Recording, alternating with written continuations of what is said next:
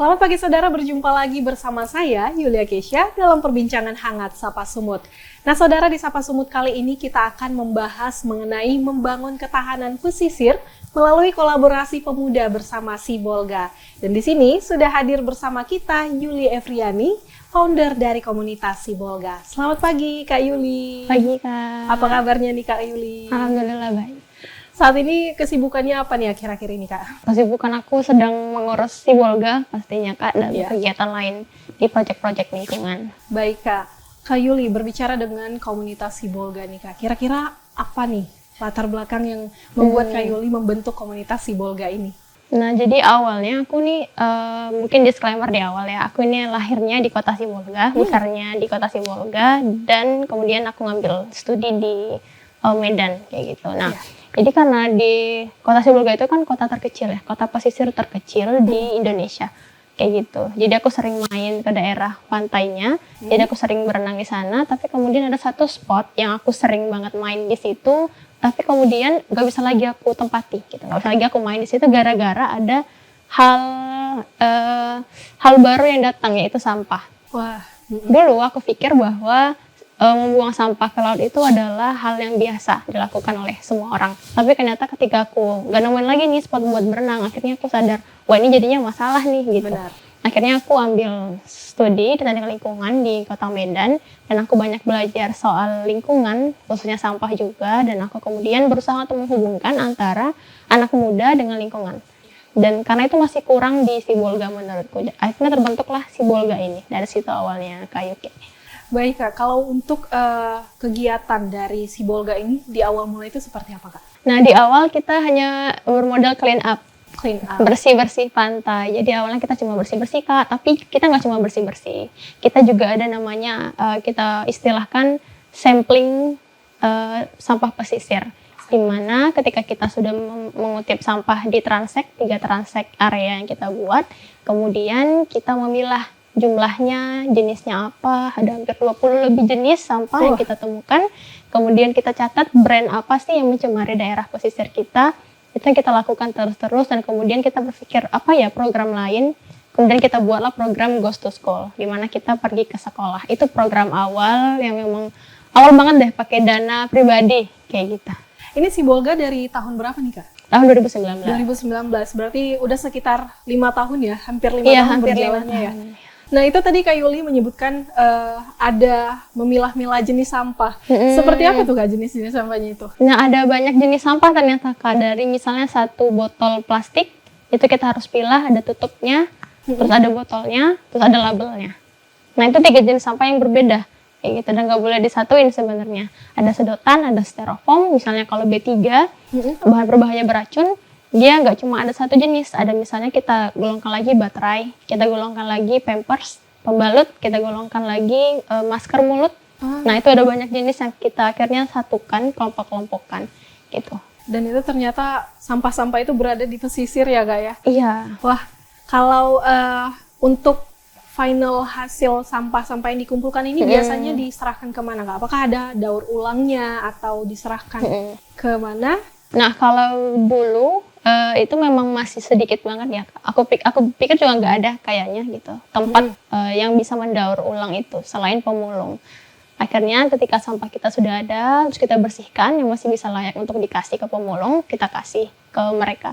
Nah kalau sekarang alhamdulillahnya udah ada peternak maggot, di mana sampah organik bisa kita jadikan bahan pakan maggot, terus juga yang organik bisa kita kasih ke bank sampah kayak gitu. Dan kita juga sekarang sedang berusaha menghubungkan mereka ke pihak ketiga. Kita menghubungkan pihak ketiga yang punya potensi untuk menjadikan sampah kita sebagai bahan baku dasar pembuatan produk-produk mereka kayak gitu. Lumayan kompleks ya Kak untuk sampah sendiri, padahal ini dari hal-hal kecil seperti itu ya Kak. Itu sebenarnya karena kita sendiri belum terlalu bagus manajemen sampahnya. Baik. Nah itu kalau dari Kak Yuli sendiri nih, selama menjalani program-program clean up itu, selain clean up nih apa lagi nih program-program dari Sibolga? Nah selain clean up, aku bisa bilang clean up kita itu tercatat ya Kak, di satu buah website namanya marinthebrest.id. di mana teman-teman bisa berada di sana, cek berapa sih jenis atau jumlah sampah yang kita clean up setiap bulan. Ada pendataan ya, kita bisa gunakan untuk advokasi ke pemerintah atau juga untuk skripsi teman-teman yang melakukan penelitian begitu. Dan selain itu kita juga melakukan tadi yang Ghost to School. Kita ke sekolah melakukan edukasi pilah sampah. Karena kita yakin banget nih pilah sampah itu adalah hal pertama yang orang-orang harus tahu. Karena kita nggak biasa kan ya dengan memilah sampah di rumah. Dan kita juga ada program pendampingan desa, di mana di desa itu kita melakukan workshop, pelatihan kepada ibu-ibu terkait pemilahan sampah juga. Dan juga kita ada program bernama Marine Youth Center, di mana kita menghubungkan seluruh komunitas pesisir. Kita berharap Sibolga menjadi pusat komunitas edukasi pesisir, di mana teman-teman komunitas lain dari segala background yang berbeda bisa terlibat dalam proses lingkungan. Berarti sudah lumayan banyak nih perjalanan dari Sibolga ini sendiri ya Kak ya. Iya. Kalau untuk tadi Kakak mengatakan ada program-program seperti Sibolga Goes to School gitu. Itu apakah menjadi program tahunan atau bagaimana Kak? Nah sebenarnya dia menjadi program bulanan. Kayak gitu. Tapi ada setelah Goes to School, kita berharap sebenarnya kita bisa partneran sama sekolahnya untuk mendampingi mereka memilah sampah dan mengelola sampah mereka. Tapi kita selalu datang ke sekolah-sekolah yang berbeda. Contohnya 2 bulan lalu kita ke Min 12 Tembung di Medan kayak gitu untuk mengajari pemilahan sampah kayak gitu. Tapi kita nanti selanjutnya kita ajak mau berlanjut nggak nih kita kerjasamanya kayak gitu. Dan ternyata untuk Sibolga ini sendiri sudah tidak hanya di Sibolga ya Kak untuk melakukan edukasi terhadap sampah.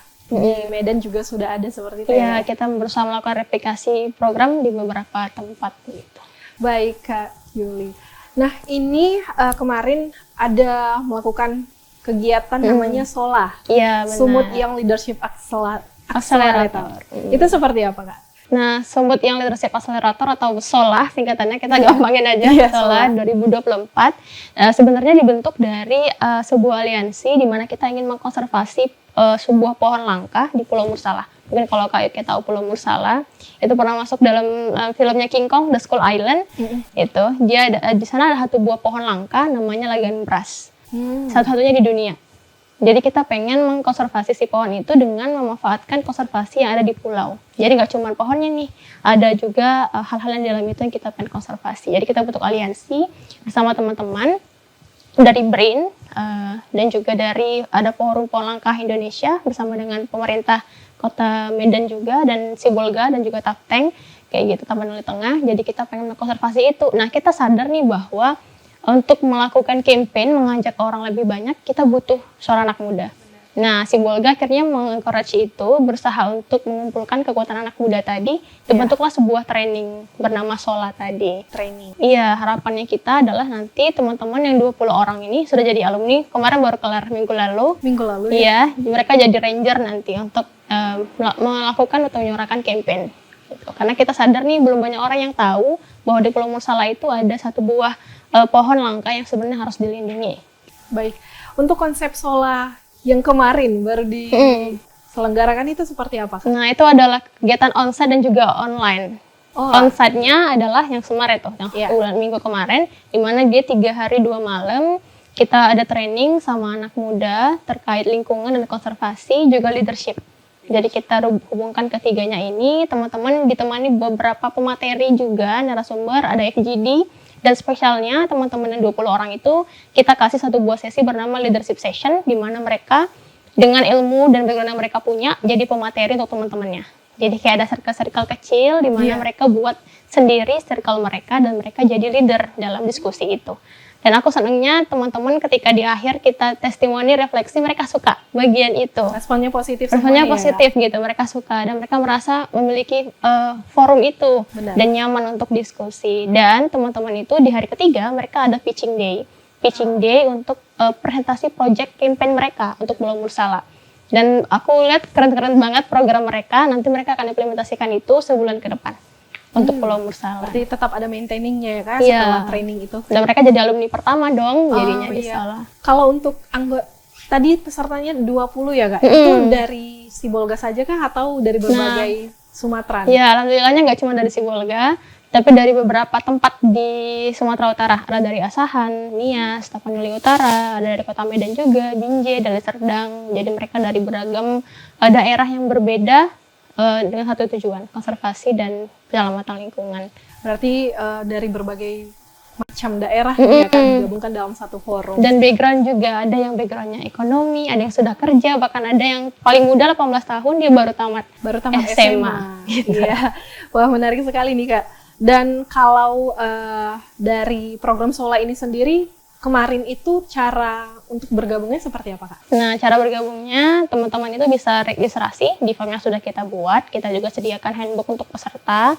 Dan mereka daftar, nanti kita seleksi, interview, setelah itu pengumumannya. Gitu ya Kak. Ternyata ini sudah Sola ini baru di tahun ini ya? Iya, baru di tahun Sola ini. 2024. Betul. Kita berharap pada 2025 dan seterusnya. Baik Kak Yuli. Nah Kak Yuli, kalau di komunitas Sibolga ini sendiri kan sudah berjalan 5 tahun lebih, pasti sudah banyak nih semua challenge-challenge yang ada. Yeah. Gitu, dan melalui banyak ya pengalaman-pengalaman di Sibolga ini. Aku penasaran gimana nih tantangan dari menjalankan program-program yang ada di Sibolga. Tapi kita tahan dulu. Ya saudara, jangan kemana-mana, tetap di Sapa Sumut setelah jeda pariwara berikut.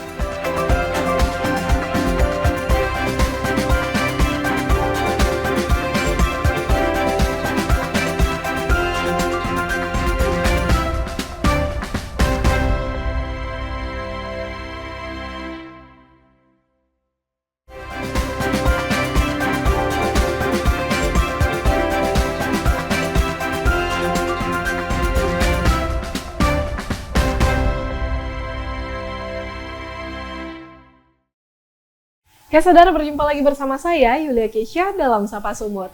Nah Kak Yuli, tadi kita sudah berbincang-bincang nih mengenai program-program dari komunitas Sibolga ini sendiri. Nah tapi kalau untuk Kak Yuli sendiri nih, pasti selama hampir 5 tahun menjalankan program-program di komunitas Sibolga pastinya ada tantangan. Tantangannya itu seperti apa sih Kak?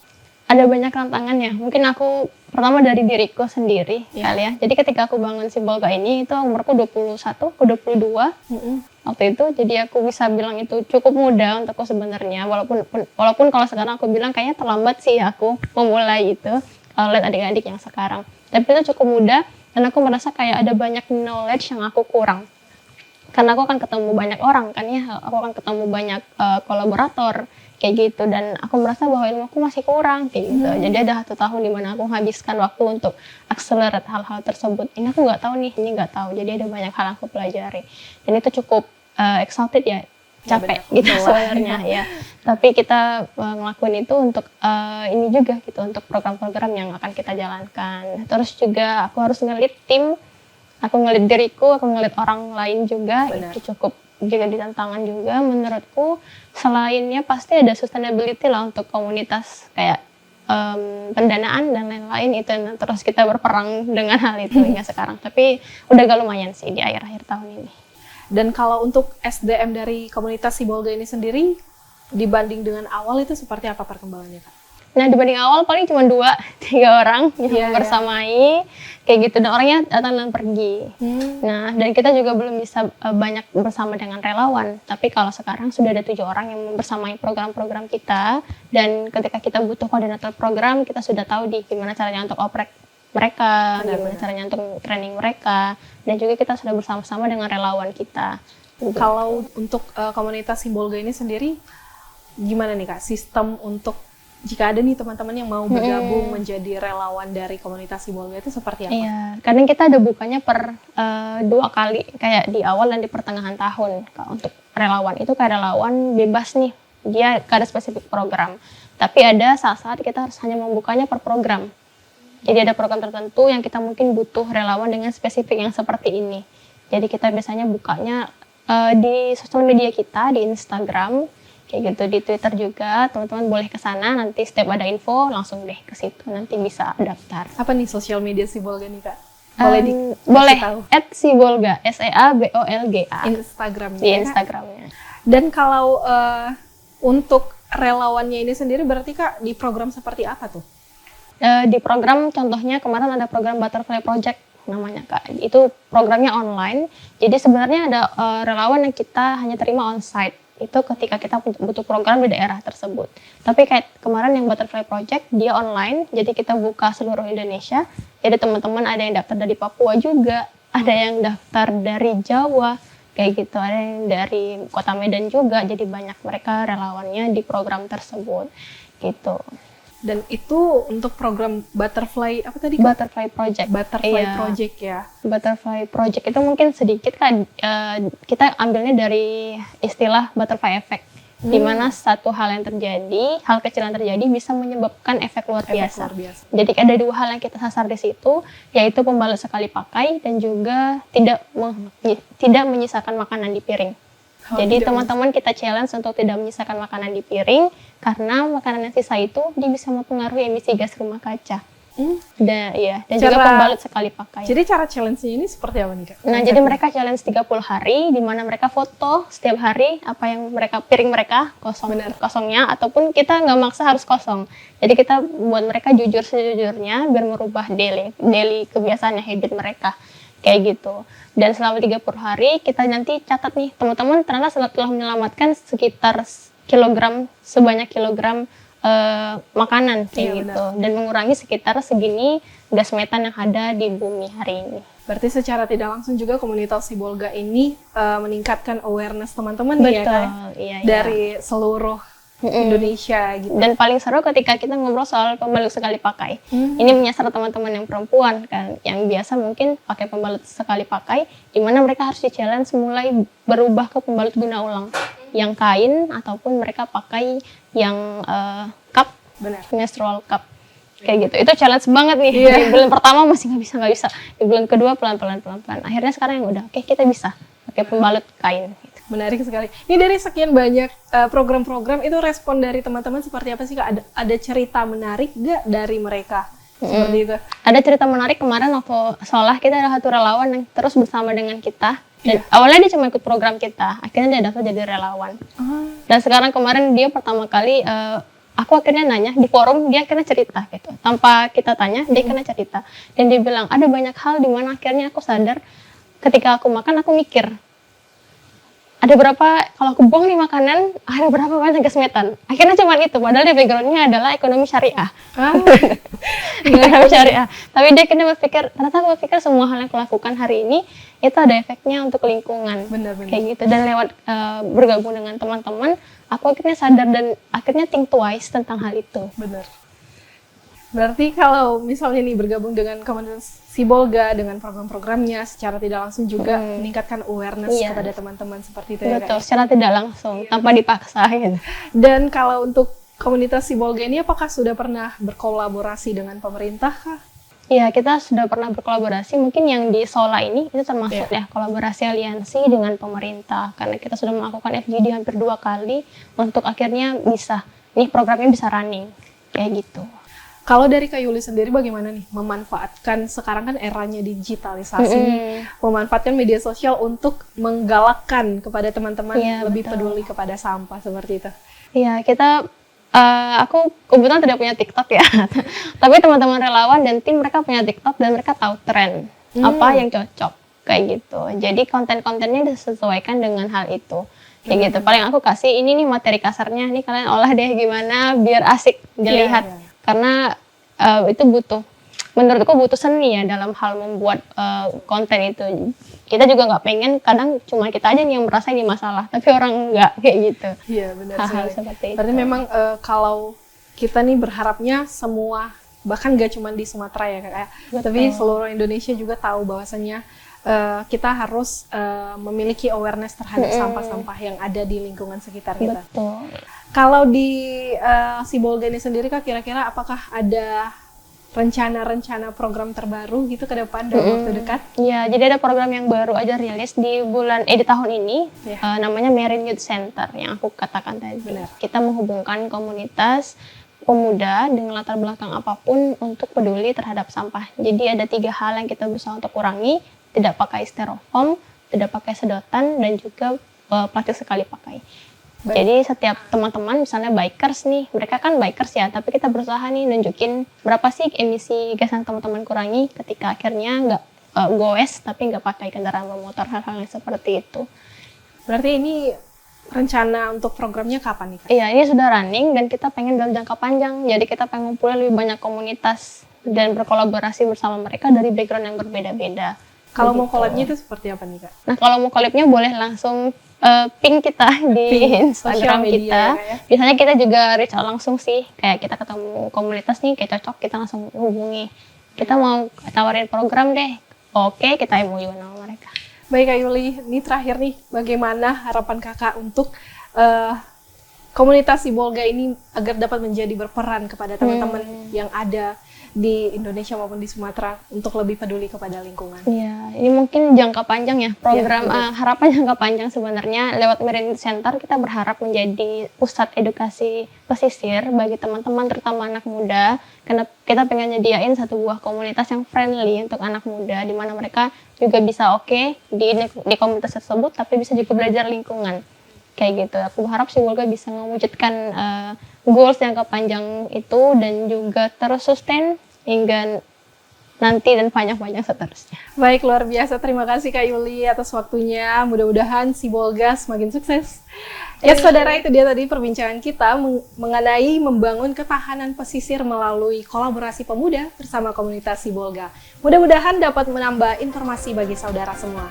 Saya Yulia Kesha mewakili kerabat kerja yang bertugas pamit undur diri. Tetap saksikan Sapa Sumut selanjutnya hanya di Kompas TV, independen, terpercaya.